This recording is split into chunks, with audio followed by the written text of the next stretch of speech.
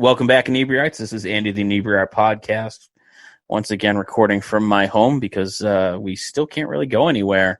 But because of that, we're able to get a lot of interviews with people that we wouldn't normally be able to get. And today's guest is calling in from across the pond, as people like to say. It's Ollie Usiskin. Did I get that right? Did I get the last name right? Yeah, that's it. Yeah. And you're great. a session drummer. So for our listeners who might not know, what is a session drummer?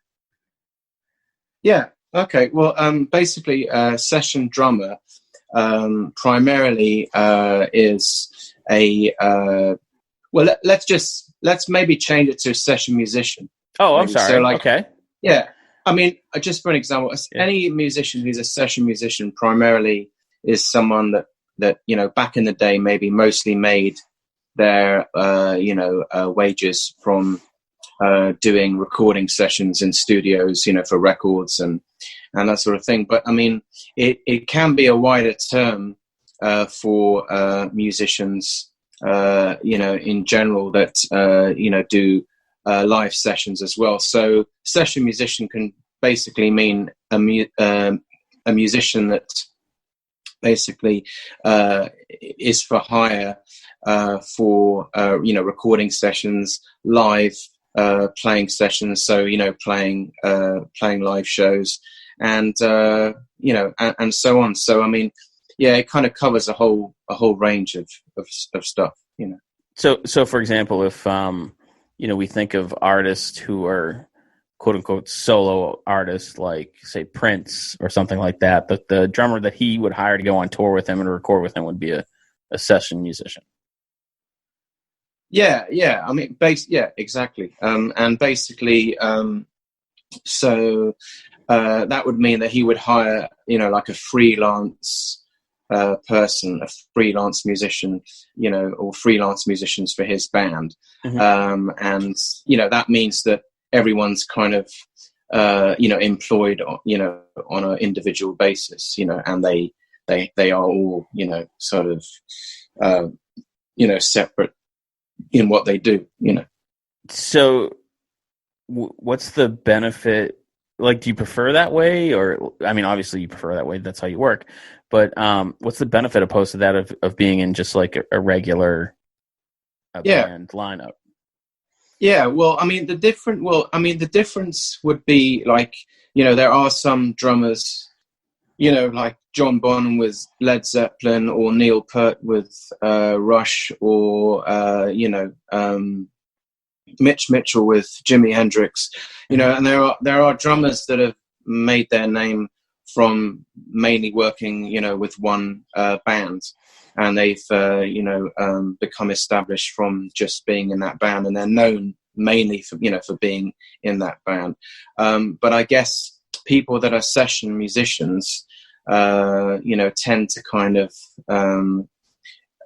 have through their lifetime, they have played in various different, bands, as opposed to one specific band that they've, stayed with, So, but then again, some session musicians have, like, Simon Phillips, the drummer, who, now has his own band.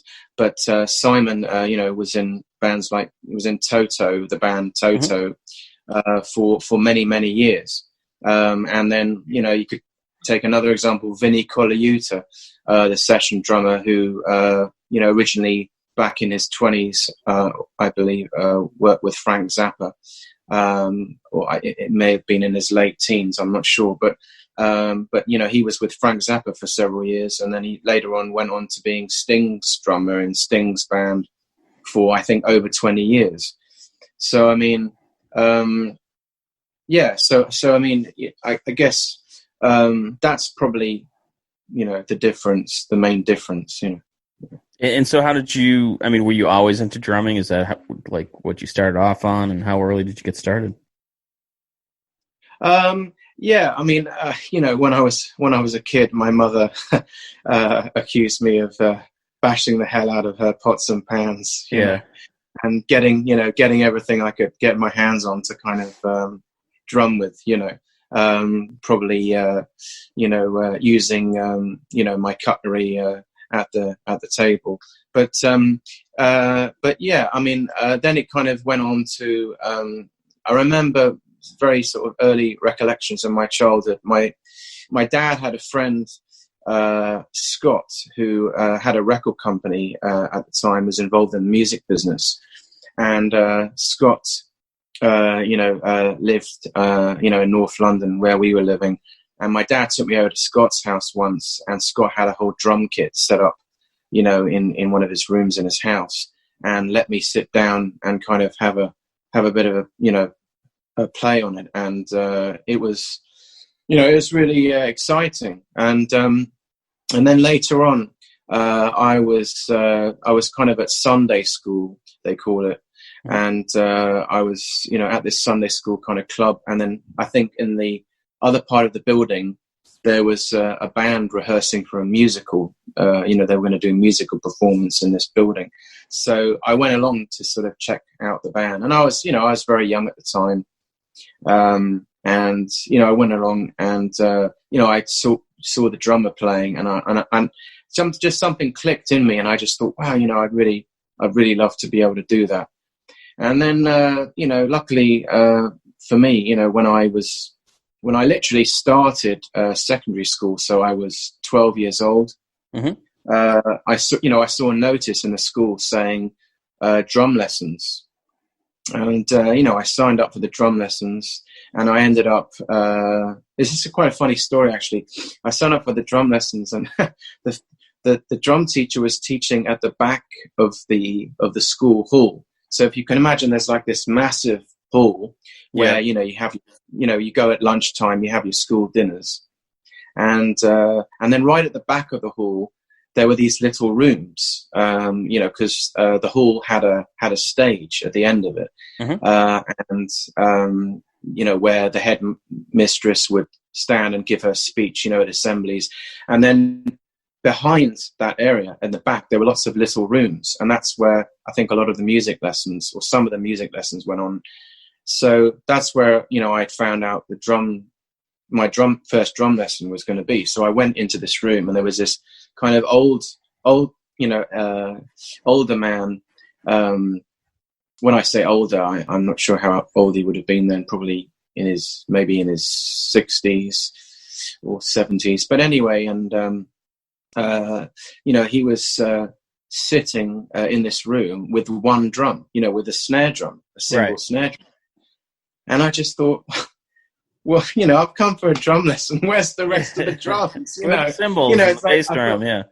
I thought, well, this is like, this is the opportunity to have a drum lesson. And there's this guy, he's got like one drum. Anyway, he sat me down, in front of the drum, and then he basically asked me,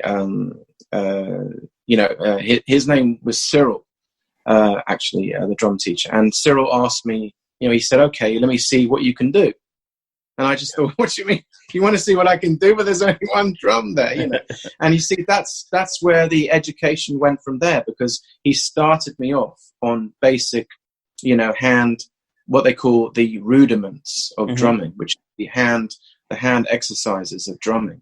And he started me on hand exercise rudiments. And then we went on to, learning basic, beats and rhythms on the kit.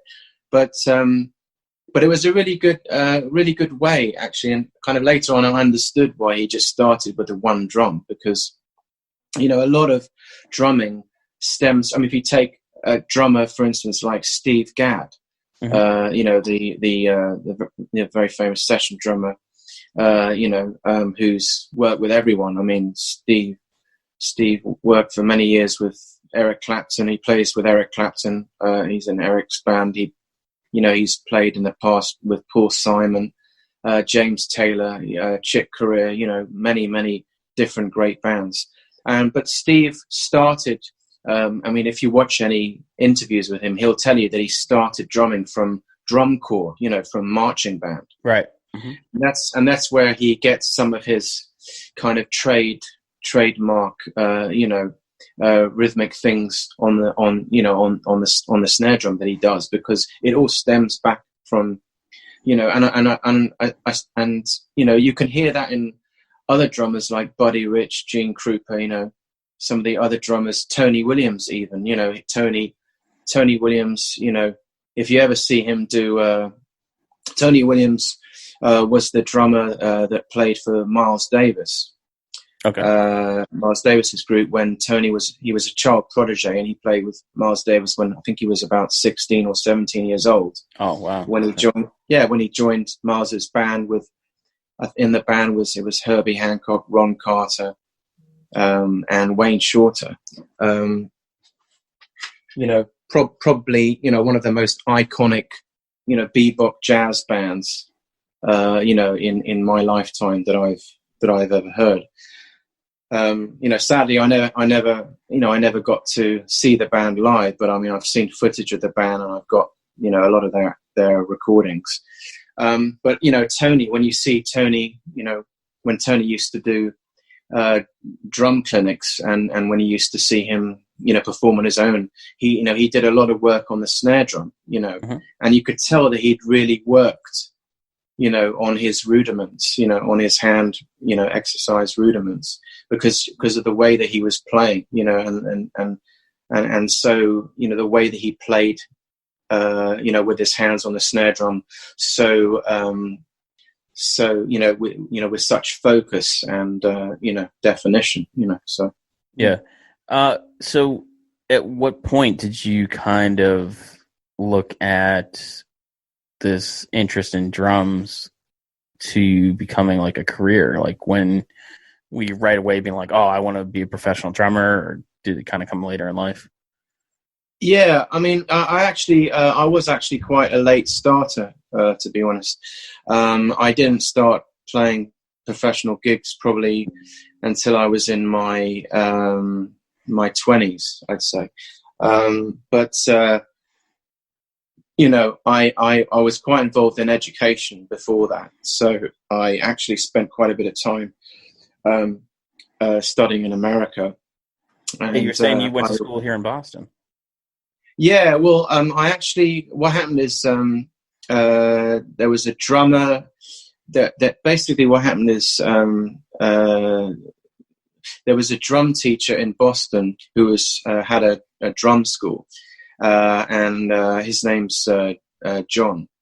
John, had this drum school, and I found out about it, and so I got the chance to go and study with John, so I ended up going to Boston, and then he thought that I was at a good level, and so he recommended that I went to Berklee College of Music. Mm-hmm. And so I applied, they accepted me, and then I did a summer semester at Berklee, and actually when I was studying, actually I should mention, so John still got this music school, and it's called the Horrigan Drum School. Yep. Or Horrigan Music School, which is in Boston. So if there's any musicians that are interested, especially in doing drums, I'd really recommend John. He's a great teacher. So it's John Horrigan, and his school is the Horrigan Music School, which is in Boston. But actually, whilst I was leading up to going to Berklee College of Music, I studied actually with another drum teacher called Alan Dawson, the late Alan Dawson, and Alan, taught many people. Like some of his students were Tony Williams, the drummer I mentioned. Mm-hmm. Tony studied with Alan before he joined Miles Davis's band, when he was a child. Terry Lynn Carrington, the drummer that's played with Herbie Hancock's band, and many other artists. Steve Smith, the drummer who was known for playing with Journey, the band Journey. Oh yeah. And Steve's right. a big. I'm trying to remember. He went to my high school. Oh, really? Yeah, yeah. The music director for our high school band was actually a high school. I think Steve Smith was like a senior when he was like a freshman or junior. So we used to give him a hard time about how like Steve Smith was touring the world and he was back there teaching us. So yeah, so Steve Smith, Oh, okay. local guy from Massachusetts, and went to the same high school. Wow. Oh, right. Oh, that's Yeah. interesting. Yeah. Well, I mean, yeah. So, I mean, Steve Smith studied with Alan. Vinny Colaiuta, the drummer I mentioned before, studied with Alan as well. And Alan was a fantastic jazz drummer and great musician because he also played a vibraphone as well. Mm-hmm. And I actually got to see Alan play live one time. I went to a local kind of small jazz club, and I saw him play. He is a really fantastic musician and really lovely guy as well. So I studied with him for a while, and like I said, I did the summer program at Berklee College, and then I returned to London, and then it was that's when I started to kind of get into doing professional gigs. So you've mentioned a lot of jazz names. I'm assuming you're into jazz music, but being a session drummer, do you enjoy kind of the variety of music that you get to play? Because I'm assuming you get hired for different types of music, or do sometimes you be like, ugh, I got to play, I don't know, country or whatever may not be your jam. Well, well, it's funny, because I really love country music. I mean, the times I've played country music, and the person I've worked for has asked me, if it's like a function or whatever it is, they've asked me to,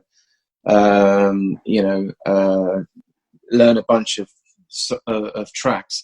I've really enjoyed listening to them, and there are actually some of the best musicians in the world. Are the people that play in the country bands, because they're just such polished players. I mean, I wasn't trying to throw shade at country music. I was just trying to think of something like, no. Is there a style of music that you don't enjoy playing that you have to, or do you like that ability where being a session musician where you get to play all different styles of music? Yeah, no. I mean, I guess like, yeah. I mean, I've chosen like some of the people that have influenced me. I've chosen not to be like sort of labeled as a certain type of player. Like there are a lot of like drummers that are rock drummers, and they've got that image, like they've got the long hair and the kind of rock image, and they play in rock or metal bands, and that's what their really their passion is, to do that, and that's great, you know what I mean. Then there are equally on the opposite side, there are jazz players or jazz drummers that just kind of choose to mainly work in the jazz circuit, and so that's their passion, and they you don't see them on a heavy metal gig, you know what I mean. But I mean because I enjoy so many different types of music. I mean, I grew up listening to all different types of music. From I used to like bands like Dire Straits. Sure. I used to love Dire Straits when I grew up. I listened to earlier than that. I was when I was a child, my parents used to play the Beatles a lot. The Rolling Stones, James Taylor, Steely Dan, Cat Stevens, Jerry Rafferty, all those kind of bands. But then later on, I got into other bands like Level 42, who are really great, kind of more funky band. Then I got into lots of rock stuff like Van Halen, Marillion. I used to really like Marillion. Then I was a really big Iron Maiden fan, so I used to love Iron Maiden. And then I kind of later on I got into the more the fusion type the crossover type of music, like Return to Forever, Chick Corea, and John Schofield, and Tower of Power, and like the other types of mixed kind of Weather Report, Mm-hmm. and so so my taste in music is quite varied, and that's why I've not wanted to kind of sort of lock myself into one particular style, but I've wanted to at least be able to play most of the styles to a good standard, and so When being a session musician, how much, I don't know if control is the right word, but how much you get to collaborate on the music? Is it just kind of like, here's the music, play what's on the sheet, or do you kind of get to improvise and make suggestions and kind of help whoever you're working with kind of? Yeah, well, I mean, no, that's a good question. I mean, it does kind of, I mean, some people, like if you play in certain bands and you're playing, say, you're playing like set tracks, Mm-hmm. say covers of set tracks, people want you to more or less play, depending on the band leader, they might want you to stick to the original drum part, Right. And not, have a lot of freedom in it, and just keep it quite simple and how it is, but then, I guess it really depends on who you're working with and what kind of projects you're involved with. I mean, for instance, I think I mentioned to you I'm working at the moment. It's a really great honor to be working with Jack Bruce's son. That's the Jack Bruce, obviously the bass player from the band Cream, and I've known Malcolm. His name's Malcolm Bruce, and Malcolm and I have known each other for a number of years, and we're currently working on tracks for a new album, and also we're preparing some material for a online gig, an online show. Yeah. So but I mean, whenever I like, when we've gone into the studio,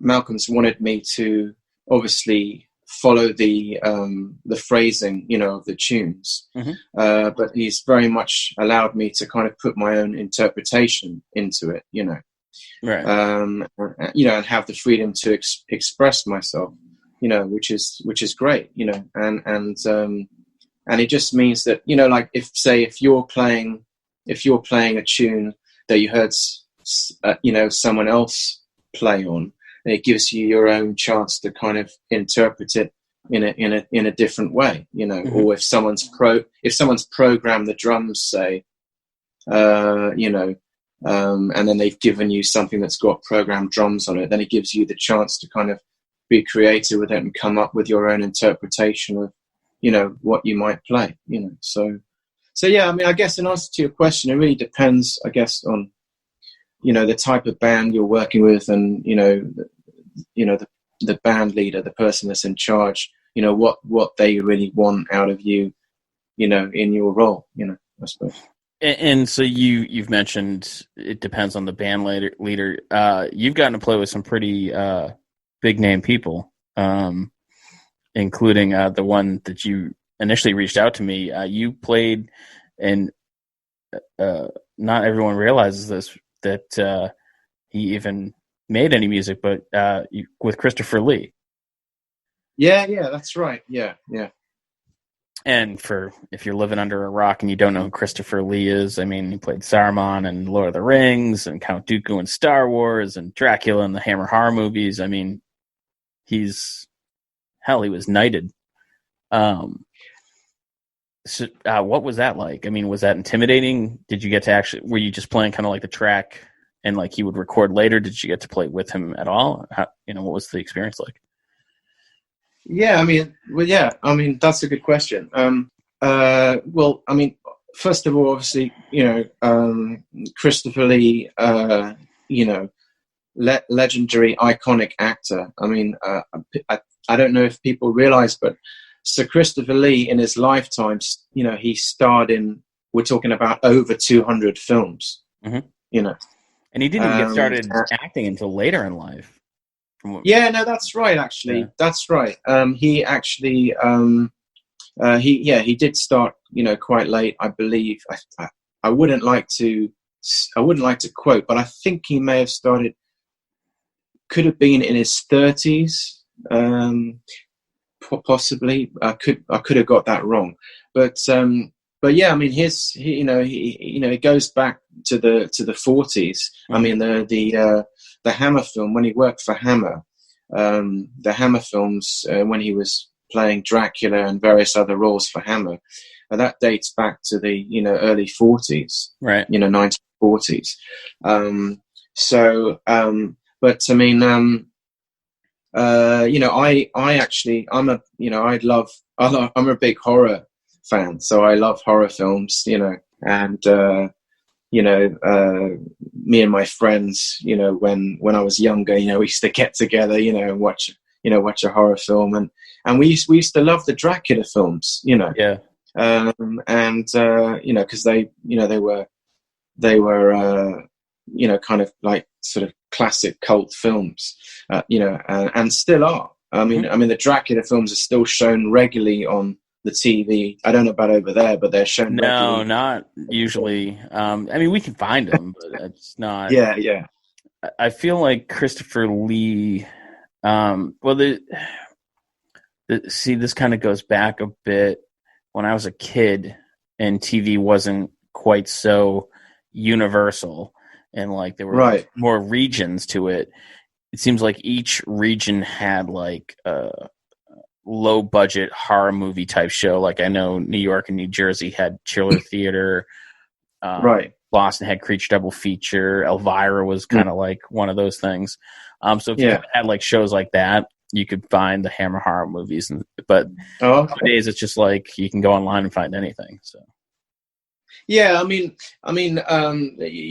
over here, I mean, we actually have a horror channel on the Freeview. They call it Freeview.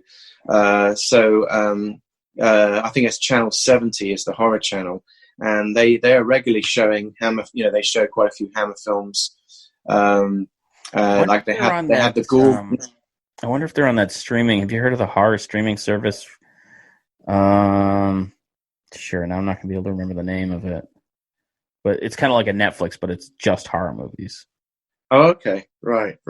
No, I haven't heard of that. I can't remember the name of it, but I'm sure I'll think of it later. But I wonder if those. I'll have to look into that. Yeah, but I mean, the horror channel, like the other night, they had the Gorgon, on, which is like a classic Hammer film, and of course Christopher Lee's in that, and I didn't even remember he was in that until I was watching it, and then suddenly, wow, Christopher Lee's in this, Yeah, I feel like he's one of those actors that is in everything, and then when we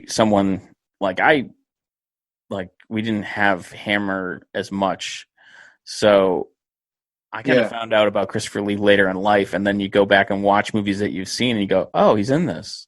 I've seen this. I didn't realize."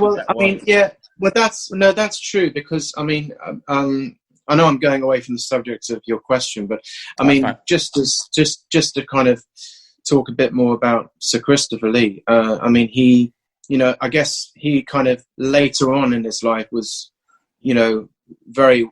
Became very established when he ended up in the Lord of the Rings trilogy, the Star Wars trilogy when he was Count Dooku, obviously. And then, he was in, the Hobbit, Hobbit films, Tim later Burton on. Used him a lot in movies. He played Willy Wonka. Yeah, Tim Burton, that's right. Yeah. Tim Burton used him a lot in films, like he was in the Headless Horseman film, Sleepy Hollow. Yeah, that's right. Yeah. Mm-hmm. But he kind of did get a lot of recognition later on in his life when he was a lot older, but But like I said to you at the beginning, you know, people may not realize that he's just been in a ton of films before that, you know, as an actor, and worked, you know, really hard, you know, through the years. But I mean, coming back to your original question, so I mean, I you know, I was involved, you know, working on a video, an actual music video. I was lucky to have been involved in a music video with Sir Christopher Lee, and it was based on a tune, I believe, called "The Bloody Verdict of Verdun," and it was on one of Sir Christopher's albums called Charlemagne by the Sword and the Cross, and that was the album that I'm actually credited on as drummer, and that was the first Charlemagne album. There were two Charlemagne albums that I was involved with. So the first one was the one I just mentioned, Charlemagne by the Sword and the Cross, and that was like a symphonic metal album, and so obviously heavy metal, but with an orchestra. You know, and so basically we did this music video. Well, I was asked to be part of this music video for one of those tracks from that album, you know, so we went into a green screen, you know, film shoot for you know, for the day, and you know, I had, prior to that, been asked by the management to help find a band, you know, to kind of be the metal band starring in the video. So I asked a friend of mine, a bass player, Tony Newton, who has a band called Voodoo 6, and I asked him if he'd like, him and the band, you know, some of the members of the band would like to be in the video, and they agreed. And what ended up happening is, you know, we were in the video, and I was, you know, playing drums with a lot of members of Voodoo 6, but the drummer, whose name's Grav, ended up actually starring as one of the acting roles. That's kind of cool. In the video, and he actually ended up playing a younger version of the character that, you know, Christopher Lee was based on, I think, in the video. I could have got that wrong, but so, you know, he stars in the video with he's got a sword, you know, Grav, that's the drummer from Voodoo 6. He's got a sword. But I mean, the best thing to do is to check out the video yourselves, because, you know, rather than have me describe it, it's on YouTube, and I think it's basically got over 2 million views on it now. Yeah. So it's done really well. And it's called The Bloody Verdict of Verdun. And so if you put that in, then you'll see the video come up. But so that was the, you know, the first major piece of work that I ended up doing. So was Christopher Lee there as part of yeah. Well, yeah, that's what I was going to say. Is sorry. He didn't. No, he actually no. He wasn't filmed on that day, but he very kindly came down to say hello to the crew and everyone. Oh, wow. You know, yeah. So we got to sort of hang out and meet Sir Christopher Lee and have some pictures taken. And there's a really nice photo that I've actually got. That's the whole of the team, you know, of the people that were in the video with Christopher Lee holding like a heavy metal guitar. You know, nice. And he's got a beard. You know, he had a beard at the time. So that was a really cool picture. I've actually got it. I've got a print of the photo, and it's sitting right next to my bed on my bedside table here. But yeah. But anyway, but then basically, you know, the management, you know, were happy working with me, and you know, the next thing was because the fans, you know, after the symphonic metal album had been brought out, all the fans were kind of demanding or kind of asking, hey, you know, when's there going to be an actual full heavy metal album, you know, right, from Christopher Lee. So that's when there was the idea of doing a second album, and what it was going to be was a heavy metal version of the first album. Mm-hmm. So taking the tracks from the first album and turning them, into heavy metal. So someone had to, be involved arranging those tunes to heavy metal. And the person that I got involved or put forward for the job was a bandmate at the time, who a guitarist that I grew up, playing many gigs with, and that's the guitarist from Judas, the band Judas Priest. Oh, sure, yeah. Yeah, and so his name is Richie Faulkner. Mm-hmm. So sorry, someone just called me on my. That's all right. So, Believe me, but anyway, out of all the ways I've heard Zoom meetings going sideways, I don't think that's a terrible way. So, but basically, so we had to get someone to arrange the album into heavy metal music. So like I said, I got this friend of mine, who I grew up playing with, guitarist from Judas Priest, called Richie Faulkner, and I got him I asked him if he'd be interested, and then we had a meeting with Christopher Lee's manager, and he agreed to do the work, and then he started to arrange the tracks to heavy metal for the new album. And at the time, Richie wasn't in Judas Priest. He'd been working with Steve Harris, the bass player from Iron Maiden. Oh, yeah. Yeah, so he'd been working with Steve Harris's daughter's band, Lauren Harris, and they'd been touring for about 3 years, opening up for Iron Maiden, Mm-hmm. as a support act.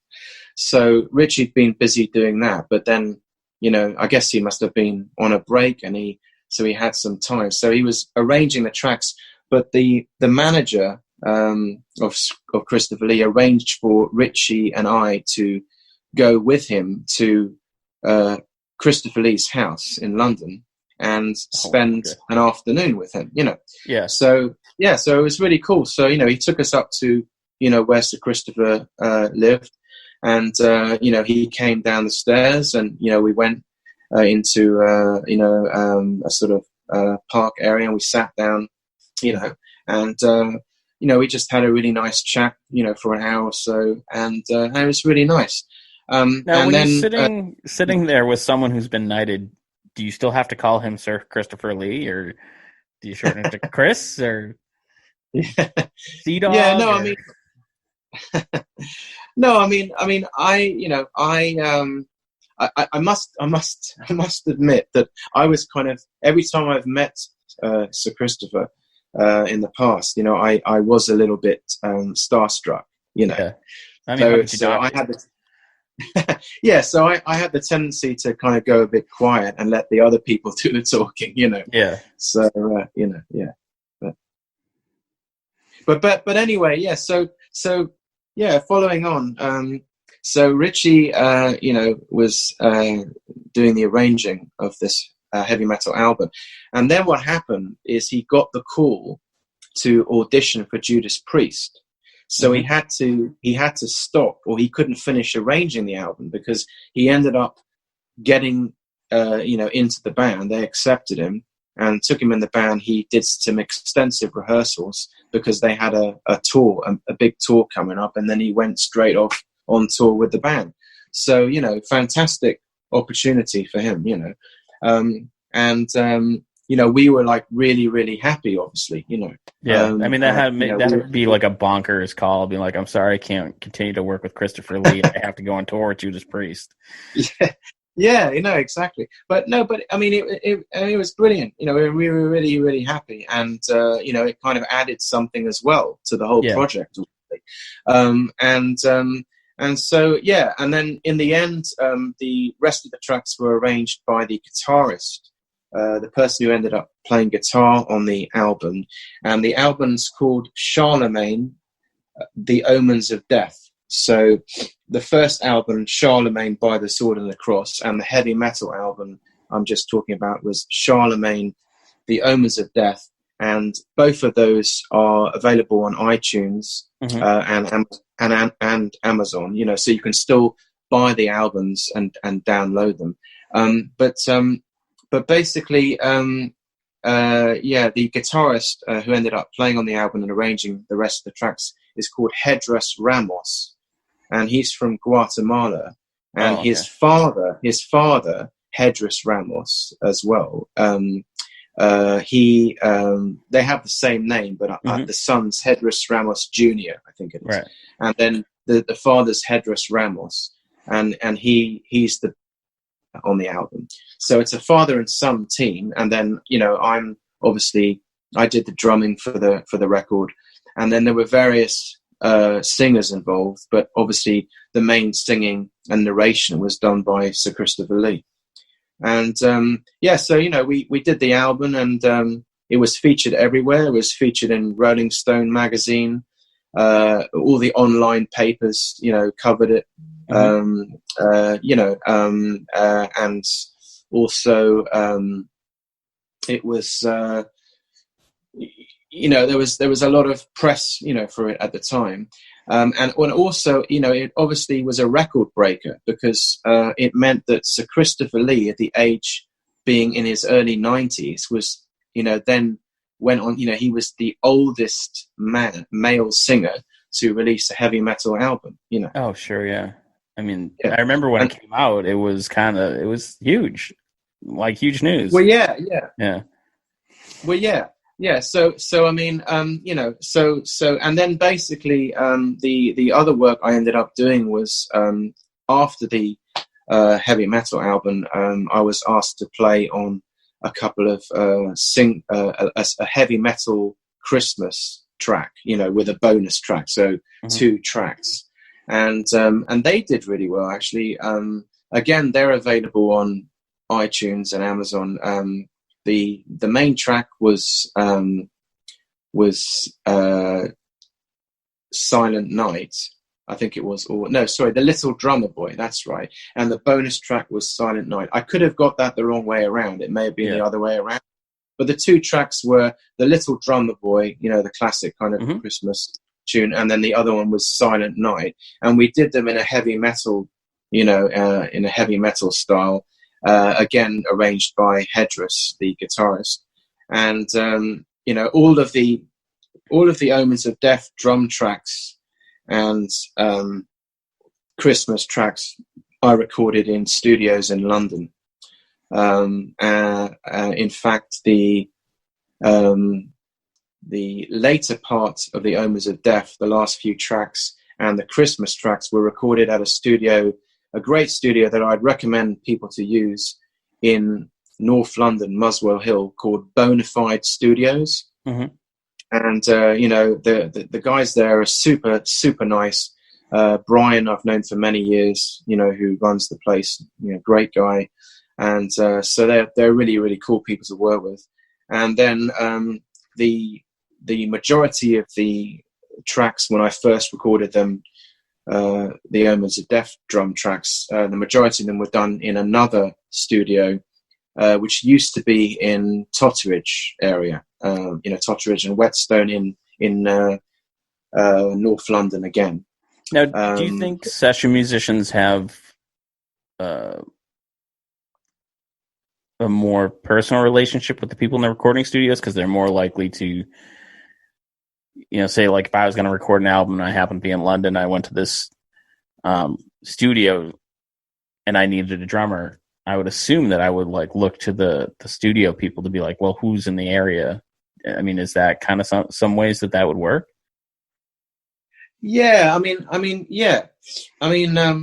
absolutely. I mean, I've, you know, it's happened to me before, you know, where, you know, I guess it's just down to, you know, I mean, it's down to, you know, the studio and I guess who they feel, because if, you know, at the end of the day, it's like if you've got a band, it's like if you're going to recommend someone else to work in a band, then you've got to be able to trust them, Right. You've got to know that they can do the job, that they're good at what they do, and obviously see that they're reliable. So I mean, I suppose anyone that any of the studios are recommending as session musicians would have to fill those, presumably would have to fill those categories. And I mean, yeah, it's happened to me before. When I've gone and worked in a studio, and they've been we've gotten on really well, and I've maybe just sort of given them a nudge when I've left and said, hey guys, if you're ever stuck, I'm always available. And then people, if you're friendly to people and you leave them with a good impression and they like you, then there's more chance that they're going to call you up to do something if they hear about someone else who needs a musician, musician for right. for a session. But I mean, if it's like if you go in there and you're an arsehole, right? Yeah. Like, and they can't wait to see you leave, then you're not going to get any work again. You know what I mean? Right. So it's hard to top Christopher Lee, but have you worked with any other people that we would recognize? Yeah, well, actually, I've done quite a bit of live playing and recording in the past with the guitarist from the band Soft Machine. Have you heard of them? No, I'm not familiar with them. Well, Soft Machine, they're like a kind of jazz rock band, and they go back many years. And the guitarist in the band now is called John Etheridge. Have you heard of him? No. But the original guitarist in Soft Machine, before John took over, as guitarist in the band, was the guitarist Alan Holdsworth. Okay. Pulling a bunch of names. Maybe it's a British American thing and these aren't registered. No, that's cool. But anyway, they're like an iconic band, Soft Machine. And, I actually went to see them last year. They played at a progressive music festival at the Shepherd's Bush Empire here in London, which is a really big music venue. And, they played, and, every time I see that band, the drummer in the band is called John Marshall. And every time I see that band, they blow me away, because they don't, like, my impression of the band is every time I see them play, they seem to sort of sound different. They don't always sound the same because there's a lot of improvising that goes on in the band, So they're an instrumental group. So they can improvise a lot in what they do. So that's why whenever you go to see their show, you kind of there's always something unexpected, that happens, which for me as a musician is great. And you can learn a lot from a band like that. But so I've worked a lot live and done some recording with John Etheridge. And John is very established over here in England. And Soft Machine, the band that he's in, they've toured extensively around the US, and they've toured in Europe as well. I mean, they've been everywhere, through the years. And then I've also actually through working with John, I've gotten to take part in a yearly festival that's sort of not that far from my area, and it's just a small music festival. But I've gotten to perform with Bill Oddie. I don't know if you've heard of him. Bill Oddie's a TV celebrity, and he's been involved in a lot of nature programs.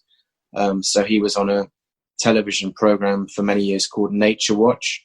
But then back in the 70s, I could have got that wrong. It could have been the 60s, but he was in kind of like a cult comedy series called The Goodies. Have you ever heard of them?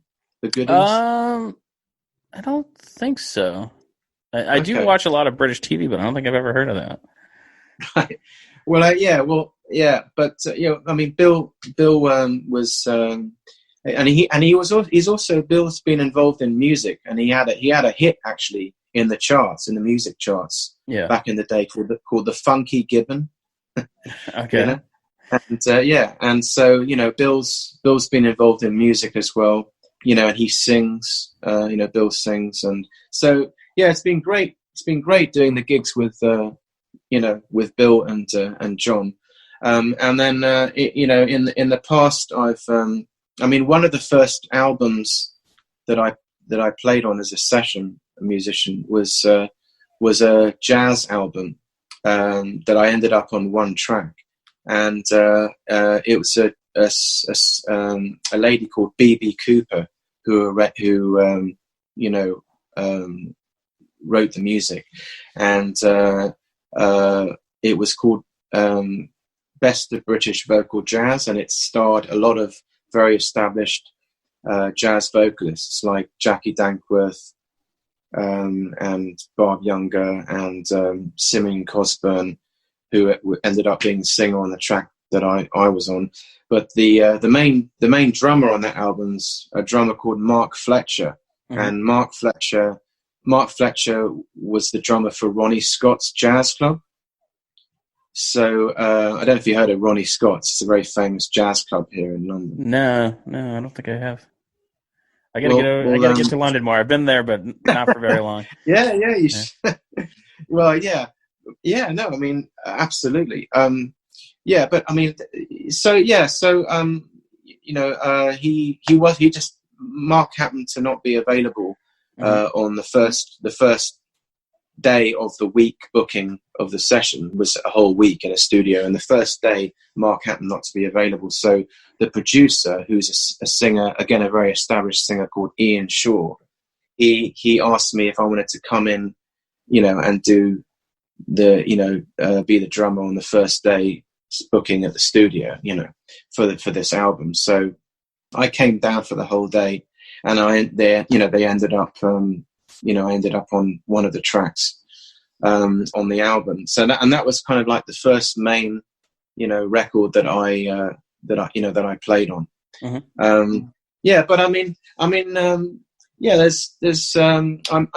Currently at the moment I'm involved with a very big jazz project that I can't tell you too much about, but it's a tribute record. Okay. So it's obviously a tribute to a very established musician who sadly passed away a few years ago. But there's some really great names in the jazz world.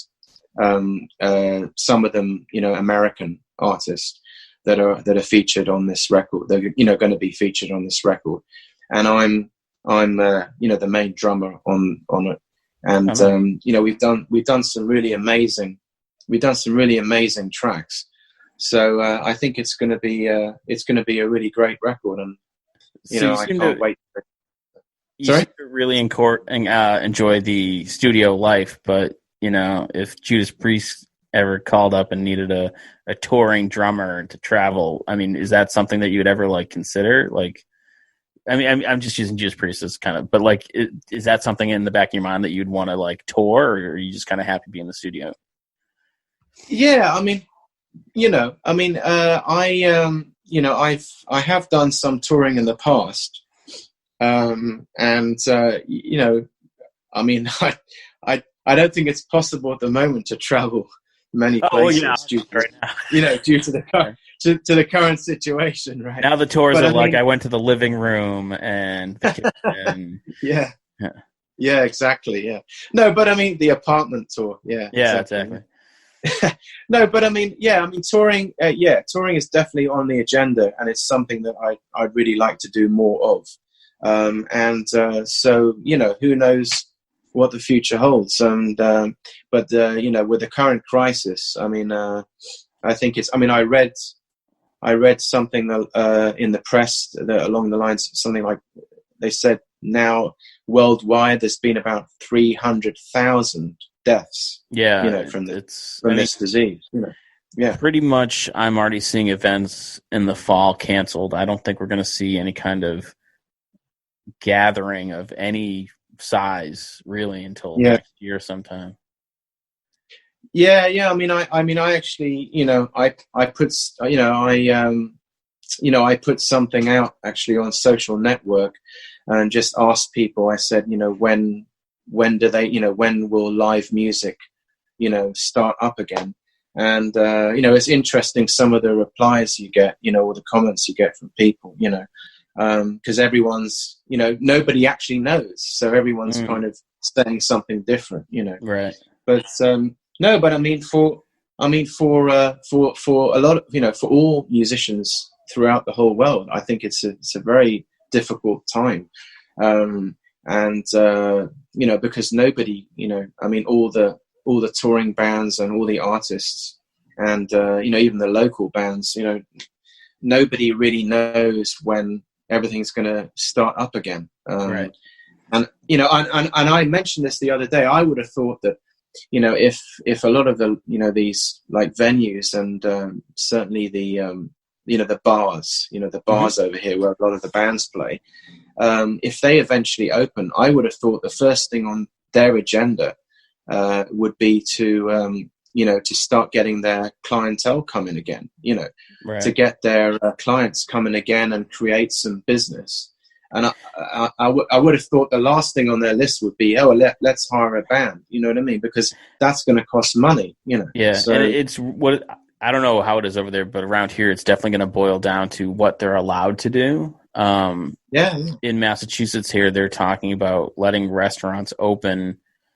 The best case scenario I heard is at 50% capacity. I've heard at 25% capacity, with no bar stools, so there's no sitting at the bar. And they're just flat out not allowed entertainment. You can't have a band, so it's not even an option. Like you're allowed to sit and eat, and that's it. Yeah. So. Yeah. I mean, I can believe that, and it's scary because I mean, it's scary because people just don't know. They just don't know what's going to happen, and that's the thing is, with you're obviously finding out through the media and the government and decisions that are being made, on a daily and weekly basis, and the changes that are going along. But it's certainly not, it's not a quick process at all, is it? No, and I mean our state is supposed to open up like next Monday, like open up, right? Or start to relax the restrictions or whatever. And I mean, even the restaurants downtown, they're like, we don't know what we're supposed to be doing. Am I supposed to be going out and getting masks for my staff? Like, it's been very confusing. And I mean, to no one's fault. I mean, no one's been through this, so who knows how it's supposed to work? Yeah, well, they were. They were talking over here about the property agents, opening again. They call them the estate agents. Let houses and apartments. Okay. And sell them. Yeah. But of course, the problem with with that obviously is that. Say if you're selling your house at the moment, the last thing you want to do is let strangers off the street come into your house who could be infected, right? And walk around your house, to view your house or apartment to see whether they're interested in buying it or not.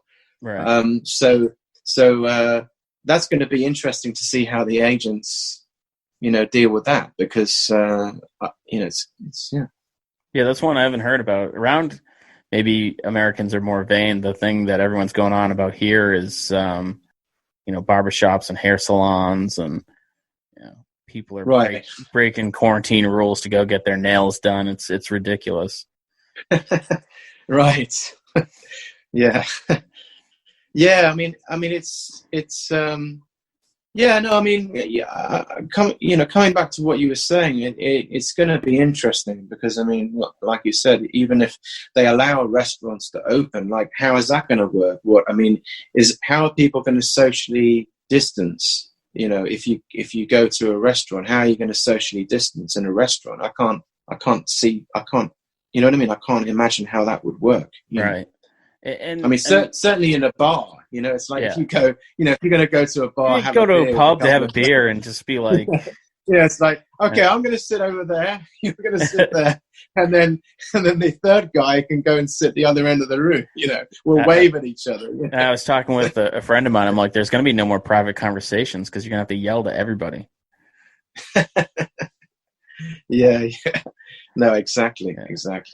Ollie, I want to say thank you for taking the time to talk to us. You sent me over a file off of the Charlemagne album, correct? Let me see. We're going to tack it. Yeah, that's right. The track's called the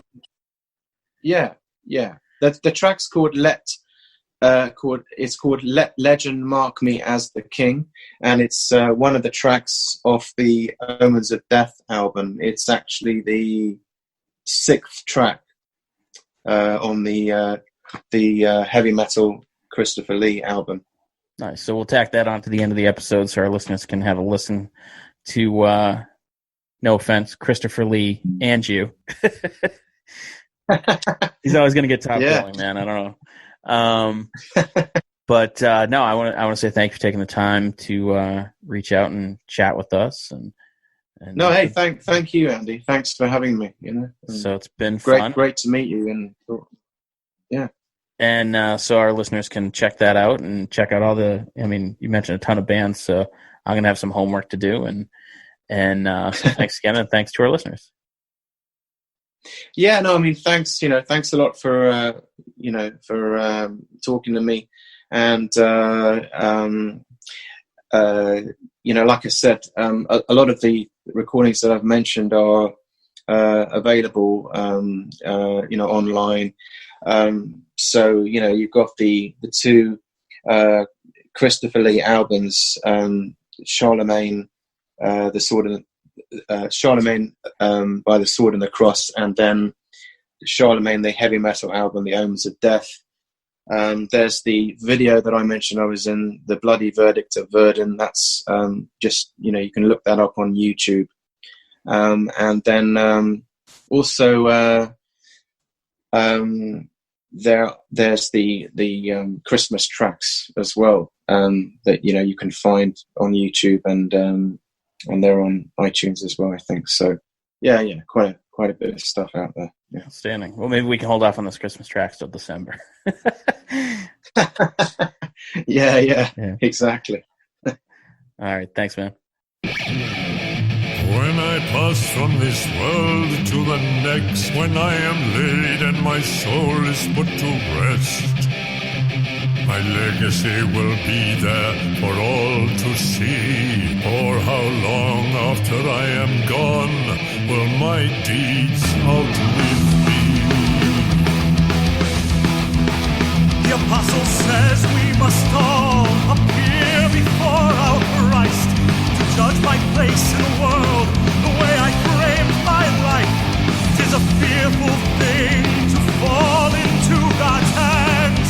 Only he who repents shall pass into the heavenly lands. When all the deeds of my life are played before my eyes, will what I see come as a great surprise? Life is short, the hour of death uncertain. I must confess my sins before they draw the final curtain. Will I be remembered for my victories, small and great? The glory of the Christian name I sought to disseminate. Let legend mark me as the king, of whom future generations will sing.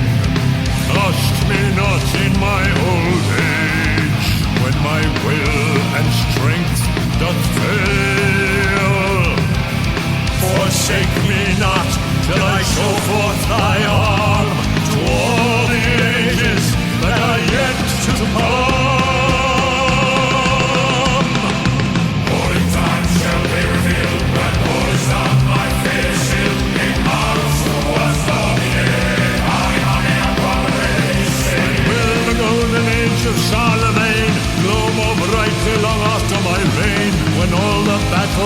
been lost and won. Will this warrior king in memory still live on, live on, live on, live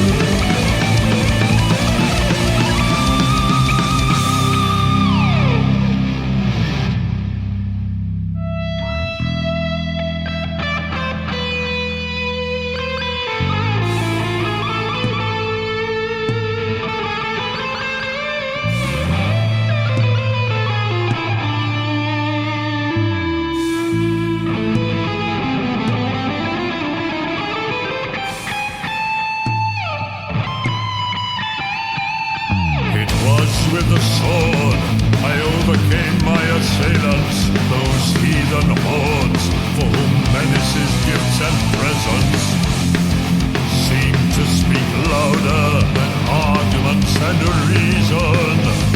I did what I had to spread the true religion.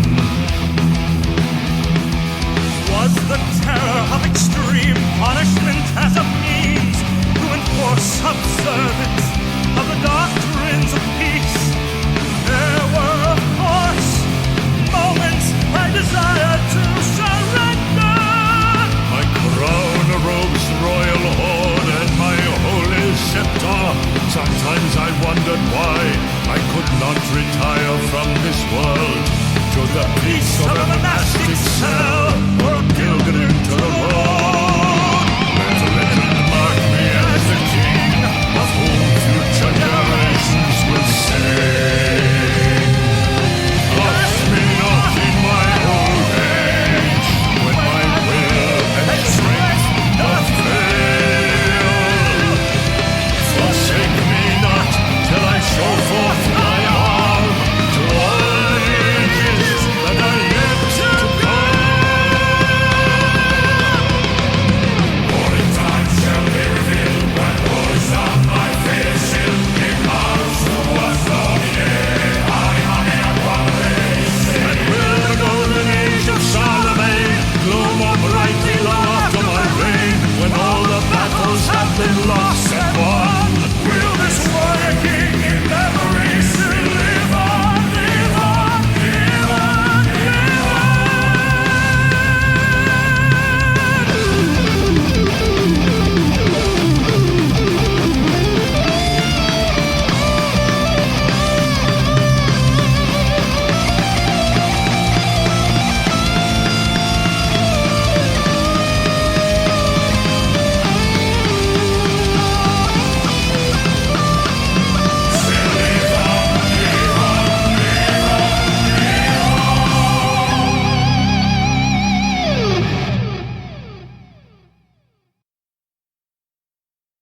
Thanks for listening to the podcast. You can find us on all social medias at Inebri-art, except for Instagram, we're at Inebri-art6. You can email us with your questions, complaints, and whatnot at Inebri-art@yahoo.com.